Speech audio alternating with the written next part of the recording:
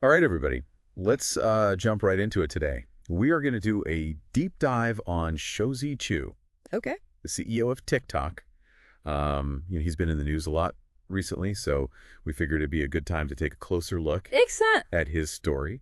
And we're going to be using his Wikipedia entry as our source material. All right. Sounds good. So I guess the first thing that comes to my mind when I think about Shou Zi Chew is like, those congressional hearings that he was a part of recently. Yeah, I mean, that's probably what a lot of people think of when they think of him, at least here in the U.S. Right, exactly. But, those hearings are just one small part of his story. And today we're going to try to uncover all the different layers. Absolutely. There's so much more to him than just those hearings. Okay, so let's rewind all the way back to the beginning. Shou Zi Chew was born in Singapore in 1983. Oh, okay. And his Wikipedia page says that his parents had pretty humble beginnings. His dad worked in construction, and his mom was a bookkeeper. Yeah, not exactly the typical background for a tech CEO. Totally. It's kind of refreshing, actually. So after graduating from high school, he served in the Singapore Armed Forces. Oh, wow. Interesting. Yeah, and he is a commissioned officer, which I think says a lot about his leadership skills, even from a young age. Yeah, definitely shows a willingness to take on responsibility and a commitment to serving his country. Absolutely. Mm. So not exactly your typical path to Silicon Valley. No, not at all. It's pretty unconventional. So after his time in the military, he went to University College London to study economics. Okay. And then he got his MBA from Harvard. And get this, while he was at Harvard, he landed an internship at Facebook. Wow, really? Before their IPO. That's incredible. Talk about being in the right place at the right time. Yeah, I know, right? Like, talk about good timing. He must have seen something special in Facebook early on because back then they weren't the giant they are today. That's true. I mean, not everyone was convinced that Facebook was going to be this huge success story back then. Exactly. So it speaks to his ability to recognize opportunity and take risks. Okay, so after graduating from Harvard, he joined this venture capital firm called DST Global. Yeah, DST Global. So for those of us who aren't familiar with the venture capital world, what exactly is DST Global known for? So DST Global is a major player in the tech investment world. They've invested in some of the biggest names in tech. Oh, really? Like who? Like Facebook, Twitter, Spotify, companies that have completely changed how we connect and consume content. Oh, wow. So they're kind of like kingmakers in a way. In a way, yeah. They have a knack for picking winners. And this is where Chew really starts to make some big moves. He led investments in companies like JD.com, Alibaba, and hold on to your hats, ByteDance. ByteDance, the company behind TikTok. Yeah, so he was there in those early days before TikTok even became TikTok. Exactly. He had a front row seat to the birth of one of the most influential platforms in the world. That's wild. I mean, who would have thought back then that this app would become such a global phenomenon? Right. It's amazing to think about how much things have changed since then. Okay, so we've talked about his time in finance and venture capital, but where does Xiaomi fit into all of this? So that's the next chapter in his story. In 2015, he joined Xiaomi first as their CFO and then as the president of international business. Okay, I have to admit I've heard of Xiaomi, but I'm not entirely sure what they do. They're a massive Chinese electronics company. Oh, okay. They make everything from smartphones to smart home devices, laptops, you name it. They're known for making affordable tech with a sleek design. Got it. So Chew gets experience leading the international expansion of this major electronics company. It's almost like he was unknowingly training for the global challenges that TikTok would face later on. It's a really good point. His time at Xiaomi definitely gave him invaluable experience dealing with different markets, cultures, and regulations. For sure. And that brings us to 2021 when Chew becomes the CFO of ByteDance and then steps into the CEO role at TikTok. Talk about walking into a pressure cooker. TikTok was facing intense scrutiny at the time, and they had had a string of short-lived CEOs. Right, exactly. It was a really turbulent time for the company and for the app itself. And this is where his diverse background and experience really come into play.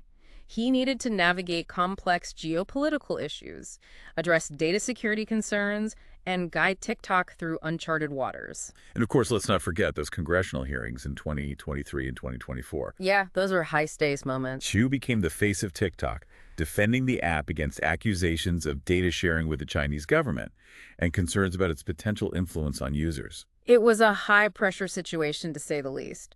He had to articulate TikTok's position to skeptical lawmakers and a global audience. Okay, so we've covered his impressive career, finance, venture capital, leading Xiaomi's global expansion, and finally taking the helm at TikTok during a very turbulent time.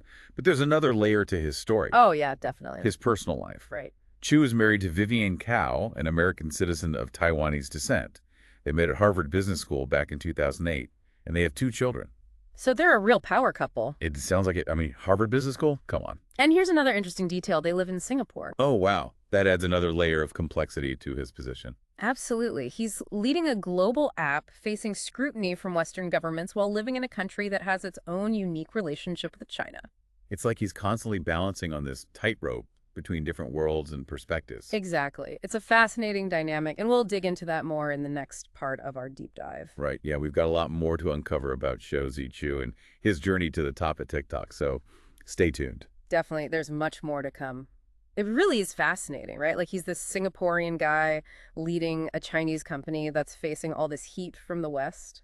Yeah, it's a pretty unique situation, and it makes you wonder how his own background and experiences have shaped his approach to leading TikTok.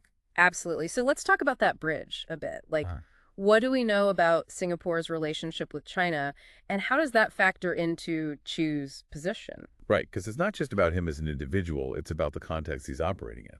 Exactly. So Singapore has always had to walk this fine line when it comes to China. They're super connected economically, but they also maintain strong ties with the West, especially the U.S. So it's this constant balancing act. And Chew, being a Singaporean leading a Chinese-owned company that's facing all this scrutiny in the West, he's right in the middle of it all. He is, and he has to navigate all those geopolitical sensitivities while also trying to grow TikTok globally. It's a high-stakes game, for sure. And it's not just geopolitics, right? There are these cultural differences at play, too. Like, at its core, TikTok is about entertainment and self-expression. But those ideas can be interpreted in very different ways across cultures. You're right. What might seem like harmless fun in one culture could be controversial or even offensive in another. So Chew has to be aware of those cultural sensitivities as TikTok expands into new markets. It's like he's juggling like a million different things at once. It's pretty impressive when you think about it. It really is, and it speaks to his ability to adapt and think strategically. Okay, so let's go back to his career for a minute. We talked about his time at DST Global and Xiaomi. But what specific things did he learn from those experiences that might be helping him now as he leads TikTok? Well, his time at DST Global gave him incredible insight into the world of venture capital and tech startups. He learned how to spot promising companies, evaluate risks, and make strategic investments. So he's got this knack for seeing what's going to be the next big thing in tech, even when it's just starting out. Exactly. And then at Xiaomi, leading their international expansion, he had to tackle the challenges of building a global brand. He had to learn about different markets regulations and how to adapt their products and marketing to different audiences. It's almost like he was unknowingly training for this role at TikTok the whole time. You could say that, and it really highlights how important it is to have a diverse set of skills and a global mindset when you're running a company like TikTok. So let's fast forward to today. TikTok is still facing a lot of scrutiny, but it's more popular than ever. What do you think Chew's vision is for TikTok's future? Where's he trying to take this platform? That's the million-dollar question, right? And only he knows for sure. But I think if you look at his track record and what he said publicly, it seems like he wants to make TikTok more than just an entertainment app. Oh, really? So what do you mean by that? Like he wants it to be a place for creativity, connection, and even education. I can see that. I mean, TikTok is already a place where people are discovering new music, learning about different cultures, and even picking up new skills. It's definitely evolving beyond just those dance challenges and funny videos. Exactly. And I think that evolution is only going to continue with him at the helm. He's already talked about wanting to use TikTok for social good, like supporting small businesses, promoting mental health awareness, and connecting people with information and resources. That's pretty ambitious, but it sounds like he's up for the challenge. He definitely seems to be, but let's be real, he's facing some pretty big hurdles right now with all the debates about data security and potential government regulations. Those aren't going away anytime soon either. The political landscape is complicated, and the scrutiny of TikTok isn't likely to ease up. You're right. It's going to be interesting to see how he navigates all of that. So what does this all mean for our listeners? What should we be looking out for as Shou Zi Chew leads TikTok through this turbulent time?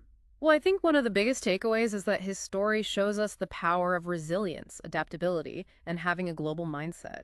He's dealt with a ton of challenges in his career, and he's managed to navigate them by thinking strategically, being sensitive to different cultures, and embracing change. It's a good reminder that great leaders don't always have all the answers right away. They have to be able to adapt, learn, and grow as the world around them changes. Absolutely. And in the fast-paced, constantly evolving world of tech, those qualities are more important than ever. Couldn't have said it better myself. So what should we be watching for specifically? I think it's important to keep an eye on how Chew deals with those ongoing concerns about data security and how he balances TikTok's Chinese ownership with its global ambitions. Yeah, that's a tough balancing act for sure. It is, but if anyone can handle it, it might just be Shou Zi Chew. He's more than just the CEO of TikTok. He's a global citizen, a strategic thinker, and a leader who's shaping the future of one of the most influential platforms in the world. It's incredible to think about how much influence he has. Yeah. It really is amazing when you think about how this one person from, humble beginnings in Singapore has become such a key player on the global stage. It's a testament to his hard work, his intelligence, and probably a little bit of luck, too, being in the right place at the right time. Totally. And we've covered a lot of ground today, from his childhood in Singapore to his current position at the helm of TikTok during these, pretty crazy times. And we've seen how all those diverse experiences, finance, venture capital, even leading Xiaomi's global expansion, have kind of all come together to shape him into the leader he is today. Right. And let's not forget that fascinating layer of his personal life, Yeah. being a Singaporean, leading a Chinese-owned company that's under so much scrutiny from Western governments. Absolutely. It's like he's this bridge between these different worlds, constantly balancing cultural nuances and geopolitical pressures. And that's what makes me wonder, given all of that, given his background and the complexities he faces, how do you think he's going to shape the future of TikTok? Yeah. Like, what's his end game here? That's the million-dollar question, isn't it? I mean, will he be able to address those data security concerns and navigate this political landscape in a way that allows TikTok to really flourish? It's a tall order for sure, but if anyone can handle it, it might just be Shou Zi Chew, right? I mean, he's a strategic thinker, he's a global citizen, and he's someone who has consistently shown an ability to adapt and evolve when faced with adversity. He's also got this incredible ability to stay calm under pressure, which is essential in his position. And you know what else is interesting? I think TikTok, under his leadership, has the potential to become more than just an entertainment platform. Well, really, what way? Like, it could be a powerful tool for connection, creativity, and even education on a global scale. Yeah, that's a really interesting thought. Imagine a world where TikTok isn't just about viral dances and funny videos, but it's also a platform where people can learn valuable skills, connect with different cultures, and even, engage in meaningful discussions about important issues. Exactly. It's a powerful vision, and one that he seems genuinely committed to. He's spoken about wanting to foster positive social impact through TikTok, which is something worth watching closely.